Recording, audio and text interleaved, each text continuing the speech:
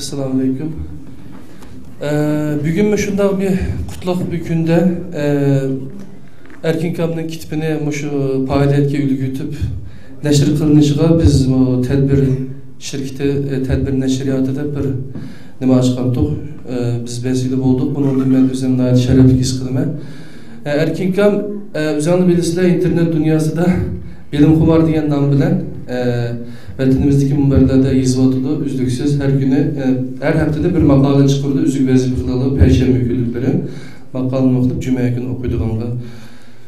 Şu neticinin yankısı yazılan makalelerin toplamları da kişilik terakkiyatına münasebetlik 3 kitap tayarlanan. Bu kitabını çıkarsak diyende şununla biz şeyden kurulan bir şirket, tedbir şirketi.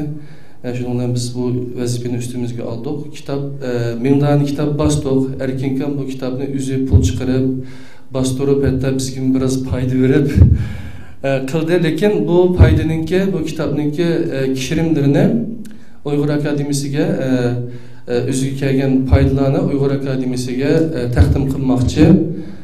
Şuna pulnama üzü çıkardı biz üçün. Adette bir yazıcı kitap yazsa kitabını satıdı şundan ya. Üzü pulunu yine verip kitabını besin demeydi. Şu anda biz bu cihette Erkin Kam'ınki töhbeleriga, sağlam meblağlarga bereketli bir şeyga. Ama şu kitaptan kirgen paydalar xuddi qartı bu o'xshash texmi cho'ng'ayab yo'g'on bilab inşallah Uygur Akademisi vakfi halatiga keltirishiga juda tilakdoshlik bildiramiz.